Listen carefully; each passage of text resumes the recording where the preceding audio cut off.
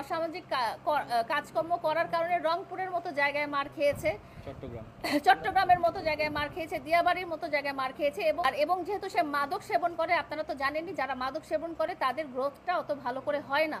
ও টাকা দিয়ে টাকা খাওয়ায়া একটা ফেক কাবিনামা বের করছে, যেখানে নাকি বলতেছে আমাদের নাকি বিয়ে হয়েছে। কিভাবে আমাদের বিয়ে হয়েছে? যদি আমাদের বিয়ে হয়ে থাকে তাহলে কিভাবে আমার ধর্ষণ মামলা হলো? আমাদের তো কখনো বিয়ে হয় নাই, ওর সাথে কোনো কমিটমেন্টও ছিল না আমার। আমি ওর সাথে থাকতাম একমাত্র তো বললাম ওর ব্ল্যাকমেলের শিকারের কারণে আমি থাকতাম ওর সাথে। ও আমাকে ব্ল্যাকমেল করতো।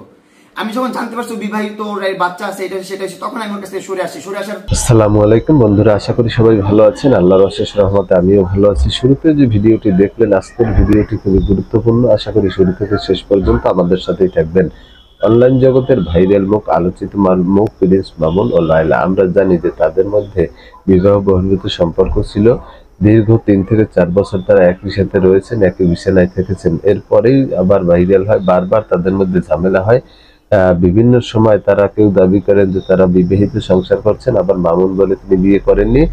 এরপরে কিন্তু তাদের মধ্যে বিভিন্ন সময় আমরা বিচ্ছেদ এবং মারামারি হাতাহাতির ঘটনাও দেখেছি। এরপরে কিন্তু দেখা যায় একটা সময় শেষ পর্যন্ত মামুন লায়লার মধ্যে ফাইনালি বিচ্ছেদ হয়ে যায়। এমনকি মামলা করেন মামুনের বিরুদ্ধে, 4-5টি মামলা করেন লায়লা। সেই মামলার পরে আবার মামুন দুধ দিয়ে গোসল করেন, তিনি আর কখনোই লায়লার কাছে যাবে না। তারপরেও আবার লায়লা গিয়ে মামুনের সাথে একত্রিত হয়।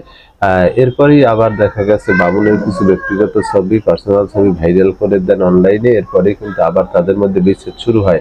এবারে সরাসরি লায়লাকে নিয়ে মামুন বলেছে যে লায়লা তাকে জিম্মি করেছে। কিভাবে জিম্মি করছেন সেই বিষয়টি শুনবো। এরপরে আবার লায়লা সংবাদ সম্মেলন করেছেন। সংবাদ সম্মেলনে জানিয়েছে যে তার মামুনের ব্যাপারে কথা বলেছেন। তা আমরা উভয়ের কথা শুনবো। শুরুতেই আমরা মামুনের বক্তব্য শুনবো, এরপরে আমরা লায়লার বক্তব্য শুনবো। ভাই তুমি কি করবে না করবে আমি জানি না, আমি আমার মতো থাকবো, আমি জানি না। তুমি তোমার যেই অবস্থা, আমি যখন তখন ব্ল্যাকমেল করলো আমি চলে যেতাম, কারণ হচ্ছে ভাবতাম যে না ঠিক আছে মেয়েটা আসলেই বোধ আমাকে ভালোবাসে। কিন্তু ও দুইটা সংসার করছে আমার কাছ থেকে হাইট করে। ওর দুইটা সংসারে দুইটা বাবু আছে, এটাও আমার কাছে হাইট রাখছে, আমার কাছে লুকায় রাখছে। আমি জানতাম না এইসব বিষয়ে কোনোভাবে। আপনাকে আমি প্রুফ দেখাইলাম যে ও অস্বীকার করছে। তো আমার কাছে সকল প্রকার প্রুফ আছে, সব ধরনের প্রমাণ আছে আমার কাছে। ও যেভাবে পাচ্ছে সেভাবে ঢং করতেছে, প্রমাণ করতেছে যে আমি রং, ও রাইট। আমি প্রতারক, আমি প্রতারণা শিকার, ওর প্রতারণা শিকার হয়েছে। কিভাবে আমি প্রতারক? আমি কিভাবে প্রতারণা করছি ওকে? আমি কিভাবে একটা মানুষকে প্রতারণা করি? ও আমার থেকে 1000 গুণ এডুকেটেড, আমার থেকে 1000 গুণ শিক্ষিত, আমার থেকে হাজার প্রফেশনে ও ঘুরছে। আমি তো ভাই কয়টা কান্ট্রি ঘুরছে, ও কত কান্ট্রি ঘুরছে তার কোনো হিসাব নেই। ওর মেধার তো কোনো তুলনাই নাই। ঢাকা বিশ্ববিদ্যালয় থেকে পড়াশোনা করে বের হয়েছে। ওকে কিভাবে আমি বোকা বানাবো? ও এখন এসে আবার একটা ভুয়া কাবিননামা বের করছে, যেটা ও ভাইরাল করতেছে। ও টাকা দিয়ে টাকা খাওয়ায়া একটা ফেক কাবিননামা বের করছে, যেখানে নাকি বলতেছে আমাদের নাকি বিয়ে হয়েছে। কিভাবে আমাদের বিয়ে হয়েছে? যদি আমাদের বিয়ে হয়ে থাকে তাহলে কিভাবে আমার ধর্ষণ মামলা হলো? আমাদের তো কখনো বিয়ে হয় নাই, ওর সাথে কোনো কমিটমেন্টও ছিল না আমার। আমি ওর সাথে থাকতাম একমাত্র তো বললাম ওর ব্ল্যাকমেলের শিকারের কারণে আমি থাকতাম ওর সাথে। ও আমাকে ব্ল্যাকমেল করতো। আমি যখন জানতে পারছি বিবাহিত, ওর বাচ্চা আছে, এটা সেটা, তখন আমি ওর কাছ থেকে সরে আসার 3-2 মাস পর, সে সরে আসার সাথে সাথে কিন্তু আমার সাথে মামলা করে নাই। যখন থেকে সরে আসার পর আমি খুব ভালোভাবে লাইফ লিড করতেছি, ভালোভাবে বিজনেস করতেছি, বিজনেস এস্টাবলিশ হয়ে গেছে, ব্যবসা করে আমি নিজে ইন্ডিপেন্ডেন্ট হচ্ছি, নিজের পায়ে নিজে দাঁড়াচ্ছি, তখন আবারও মামলা করা শুরু করলো। মানে ওই প্রথম মামলা শুরু করলো, ধর্ষণ মামলা দিল, অ্যাটেম্পট টু মার্ডার মামলা হলো, তারপর মানহানি মামলা হলো, তারপর ওকে হুমকির মামলা হলো, 2টা হুমকির মামলা হয়েছে আমার নামে। তো এখন আবার আরেকটা অ্যাটেম্পট টু মার্ডার, শ্লীলতাহানি মামলা, এই মামলাগুলো হচ্ছে আমার নামে। গতকালকে আবার মামলা করছে আমার নামে, এই রিসেন্ট ঘটনা নিয়ে মামলা করছে আমার নামে। আবার দেখেন, আমি ওর বাসা থেকে বের হওয়ার পর ও কিন্তু সুস্থভাবে লাইভ করছে। সুস্থভাবে লাইভ করার পর ওর মাথায় মনে হয় ওর লয়ার আবার বুদ্ধি দিছে যে আপনি আবার এই হসপিটালে যান, এগুলা করে এই সার্টিফিকেট জোগান, হাতে ব্যান্ডেজ করেন, না কাটা থাকলে কেটে নেন প্রয়োজনে। ওর তো কাটতো দ্বিধাবোধ করবে না, ওর তো বুক ভরা সাহস, ওর শরীর এখান থেকে এই পর্যন্ত কাটা ভাই। আপনারা দেখবেন ওরগুলো দেখেন না, আপনারা একটু প্রুফ নেন, প্রমাণ নেন। ওর এই পর্যন্ত কাটা ভাই। আমি বাঁচতে চাই ভাই, আপনারা আমাকে বাঁচতে দেন ভাই, আপনারা আমাকে উদ্ধার করেন ভাই। আমি কি করবো আমি বুঝতেছি না ভাই। এখন আবার নতুন করে নাটক করতেছে, নতুন করে মামলা করতেছে, আদালতে যে বলতেছে এটা করতেছে সেটা করতেছে, আমার ওয়ারেন্ট বের করার চেষ্টা করতেছে, আমাকে আবার জেলে ঢোকানোর চেষ্টা করতেছে। আমি জানি না আমার কি হবে, আমার লাইফটা কি হবে, আমার লাইফটা কি এইভাবেই যাবে আমি বুঝতে পারতেছি না। আপনারা প্লিজ আমাকে সাপোর্ট করেন, আমার জন্য দোয়া রাখেন।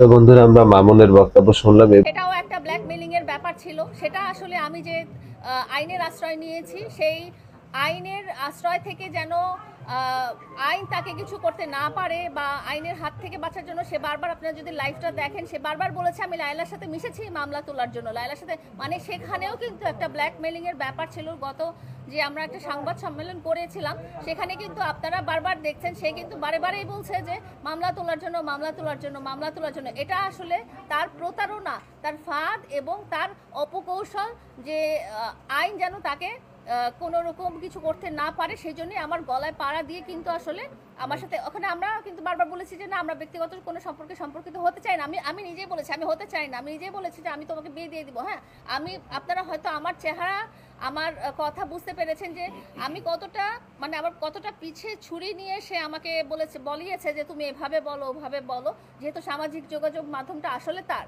আমি কিন্তু সামাজিক যোগাযোগ মাধ্যমের কেউ না। আমি হয়তো তার কারণে একটা মানে ভাইরাল হয়েছি নেগেটিভ ভাবে।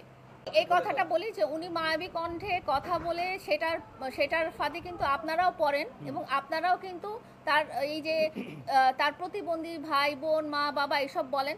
আমি কিন্তু কোনোদিনও প্রকাশ করিনি যে তার প্রতিবন্ধী ভাইয়ের 2টা সংসার আছে, 2টা বিয়ে আছে, 2 সংসারে 2টা সন্তান আছে। তারা যদি এতই প্রতিবন্ধী হয় তাহলে 2টা ফ্যামিলি কিভাবে রক্ষা করছে, 2টা জায়গায় কিভাবে বিয়ে করছে? হ্যাঁ, এত ব্যক্তিগত কথা তো আমি আসলে কখনো বলতে চাইনি। আমার যা বলার ছিল যে আমি নিজে বাঁচি। হ্যাঁ, আমি নিজে বাঁচি, তোমার সংসারে তুমি যাই হও না কেন। এই প্রতারণার কৌশলে কিন্তু আপনারাও, ওর প্রতারণার কৌশল পড়ে আপনাদেরও কিন্তু তার প্রতি সিম্প্যাথি হয়েছে। টিকটকার প্রিন্স মামুন শুধু আজকে থেকেই না, আপনারা যদি দেখেন যে 2017-18 সাল থেকে সে সামাজিক নানা রকম অসামাজিক কাজকর্ম করার কারণে রংপুরের মতো জায়গায় মার খেয়েছে, চট্টগ্রামের মতো জায়গায় মার খেয়েছে, দিয়াবাড়ির মতো জায়গায় মার খেয়েছে এবং পুলিশ, র্যাব, সিআইডি সব জায়গায় সে ওই যে আমি ছোট মানুষ এই কথাটা বলে সে কিন্তু মুচলেকা দিয়ে দিয়েছে। সে ছোট মানুষ কিভাবে প্রমাণ করেছে যে তার কাছে ফেক 10-12টা বার্থ সার্টিফিকেট আছে। হ্যাঁ, আর এবং যেহেতু সে মাদক সেবন করে, আপনারা তো জানেনই যারা মাদক সেবন করে তাদের গ্রোথটা অত ভালো করে হয় না। আমি আজকে খোলাখুলি আপনাদেরকে বলে দিচ্ছি যে সে যতবারই অপরাধ করেছে সে সববারই বলেছে যে আমি ছোট মানুষ, আমি ছোট মানুষ, আমি ছোট মানুষ। আপনারা সাংবাদিক ভাই, আপনাদেরকে কিন্তু সে হেয় করে বলেছে যে তোমার সাংবাদিক বন্ধুদেরকে তুমি আমার খারাপ ভিডিও কেন দিয়ে দিবা।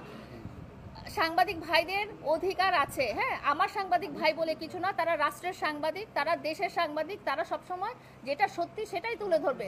সেখানে সে কিন্তু ছোট করে বলেছে যে তোমার সাংবাদিক ভাইদেরকে তুমি আমার কেন খারাপ ছবি দিয়ে দিবা। আমি কারো খারাপ ছবি আমার দেওয়ার দরকার নেই, যে খারাপ সাংবাদিক ভাইরা সবাই জানেন। এতগুলো যদি অপরাধমূলক কাজ না করেন তাহলে উনি এত জায়গায় যে কেন মুচলেকা দিয়ে ছুটে এসেছেন। ওই যে প্রতিবারই সে বলে যে আমার প্রতিবন্ধী ভাই বোন, আমার প্রতিবন্ধী ভাই বোন হলে আপনারা, আমি এই ছোট্ট কথাটা বললাম যে প্রতিবন্ধী ভাই বোন যদি হয়, হ্যাঁ, তাহলে তারা কিভাবে একজন 2বার করে বিয়ে করে, 2টা সংসার করে, 2 ঘরে সন্তান থাকে, আপনারা এই কথাটাই বলবেন। এবং সে যদি এতই অসহায় হয় সে কিভাবে এত লাখ লাখ টাকার বাড়ি, তার 4টা বাইক, তার BMW গাড়ি। আমি তো এর আগেও বলেছি ভাই, কই আমার তো BMW গাড়ি নাই, আপনাদের তো আপনারা এত বড় সাংবাদিক, আপনাদের তো ইনকাম কম হওয়ার কথা না, আপনারা এত শিক্ষিত, ক্লাস 5 পাস ছেলের একটা কিভাবে BMW গাড়ি চালায়? এগুলো হচ্ছে তার প্রতারণার কৌশল, এগুলো হচ্ছে তার ফাঁদ। তো বন্ধুরা, আমরা লায়লা ও মামুন উভয়ের বক্তব্য শুনলাম। আপনাদের মতামত মামুন লায়লা সম্বন্ধে বা এই ভিডিও সম্বন্ধে আপনাদের মতামত কমেন্ট বক্সে কমেন্ট করে জানাবেন এবং নিয়মিত সকল ভাইরাল সংবাদ পেতে আমাদের চ্যানেলটি সাবস্ক্রাইব করে আমাদের পাশেই থাকবেন। দেখা হবে আগামী ভিডিওতে, সেই পর্যন্ত ভালো থাকবেন। আল্লাহ হাফেজ।